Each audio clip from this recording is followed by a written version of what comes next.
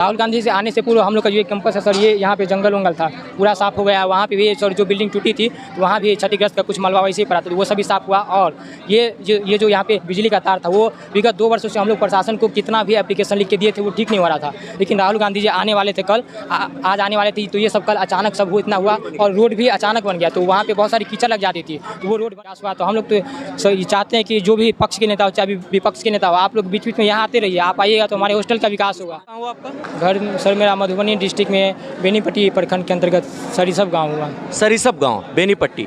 क्या बात हुई राहुल गांधी जी से आपकी? जी सर बहुत सारे मुद्दों पे बात हुई है। उन्होंने पूछा कि आप लोगों की समस्या क्या है, आपके समाज की समस्या क्या है, शिक्षा से संबंधित, आर्थिक संबंधित और प्रतिनिधित्व से संबंधित। उन्होंने जैसे निजी क्षेत्रों में आरक्षण की बात की थी। बहुत आदमी कह रहे कि ये पॉलिटिकल मतलब एजेंडा था, पॉलिटिकल स्टंट था। तो सर मैं उनसे कहना चाहता हूँ कि आपके पास भी तो मौका था, आप भी तो पहले आ सकते थे, आप पहले क्यों नहीं आए? और ऐसा नहीं कि मौका समाप्त हो गया, आप भी आगे आइए, कोई दिक्कत नहीं है। हमारे साथ प्रदीप कुमार हैं। राहुल गांधी का दरभंगा का जो सफ़र रहा, जो दौरा रहा, वो विवादों से भरा रहा। फाइनली राहुल गांधी अंबेडकर छात्रावास पहुंचने में सफल रहे। अंबेडकर छात्रावास जहां यहाँ पर संबोधन होना था, शिक्षा और न्याय पर छात्रों से बात होनी थी। सैकड़ों छात्र उपलब्ध थे। उस दौरान प्रदीप से राहुल गांधी मिलते हैं और मिलने के बाद राहुल गांधी से प्रदीप की बातचीत होती है। प्रदीप मेरे साथ बात करने के लिए फ्रेम में है। प्रदीप से हम बात करेंगे और जानने की कोशिश करेंगे क्या कीजिएगा। प्रदीप, सबसे पहले जानना चाहेंगे कि आपका नाम क्या हुआ, कौन से स्ट्रीम में स्टूडेंट है, कौन से ईयर के? सर मेरा नाम प्रदीप कुमार हुआ। मैं DLED सेकेंड ईयर का छात्र हूँ। बाइट माधोपट्टी से टीचर ट्रेनिंग कर रहा हूँ सर। घर कहाँ हुआ आपका? घर सर मेरा मधुबनी डिस्ट्रिक्ट में बेनीपट्टी प्रखंड के अंतर्गत सरिसब गाँव हुआ। सरिसब गांव, बेनीपट्टी। क्या बात हुई राहुल गांधी जी से आपकी? जी सर बहुत सारे मुद्दों पे बात हुई है। उन्होंने पूछा कि आप लोगों की समस्या क्या है, आपके समाज की समस्या क्या है, शिक्षा से संबंधित, आर्थिक संबंधित और प्रतिनिधित्व से संबंधित। उन्होंने जैसे निजी क्षेत्रों में आरक्षण की बात की थी, तो वही सर मैंने उनको कन्विंस किया और बताने का प्रयास किया कि सर ऐसी ऐसी समस्याएं हम लोग की थी।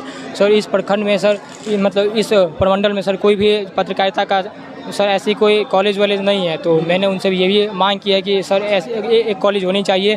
यहाँ की जो यूनिवर्सिटी की जो लापरवाही होती है और फीस में बढ़ोतरी अचानक हो जाती है, सर उनसे भी प्रश्न किया कि वो अगर फीस ऐसी हो जाएगी तो SC ST जिनका सर आर्थिक स्थिति वैसा नहीं होता है तो कैसे अपनी शिक्षा को पूरा कर पाएंगे।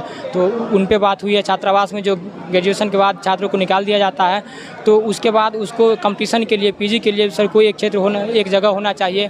तो वो जगह सर बनाई जाए चाहते सरकार की तरफ से। सर यही मांग की है मैंने उनसे।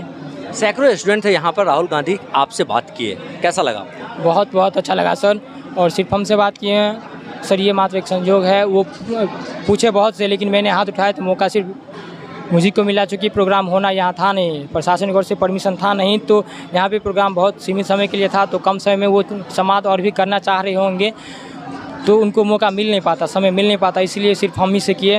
हाँ, लेकिन इससे है कि हम लोग की छात्रावासी राहुल गांधी जिस प्रकार से दौरा कर रहे हैं लगातार, कभी ड्राइवर से मिल रहे हैं, कभी कोई वेंटर से मिल रहे हैं, कभी छात्रों से मिल रहे हैं, जगह जगह पहुंच रहे हैं। कैसा क्या लगता है देश और बिहार के स्टूडेंट किस प्रकार से राहुल गांधी को लेने वाले हैं आने वाले चुनाव में? जी सर मैं राहुल गांधी को तब से मतलब अच्छे से जानने लगा हूँ जब से उन्होंने भारत जोड़ो न्याय यात्रा किया। उन्होंने पैदल जम्मू कश्मीर से कन्याकुमारी तक चला और तब उन्होंने भारत की विविधता, भारत की जो ऐतिहासिक संस्कृति है, अनेकता में एकता, उनको समझा। और उनको समझने के पश्चात उनको एहसास हुआ कि इस देश के जो 85% है उनका तो विकास रियली में हुआ ही नहीं है, बहुत दिनों से हुआ ही नहीं है। तो उनको वो समझे और उनको वो अब समझ रहे हैं, तो उस पर वो राजनीति कर रहे हैं।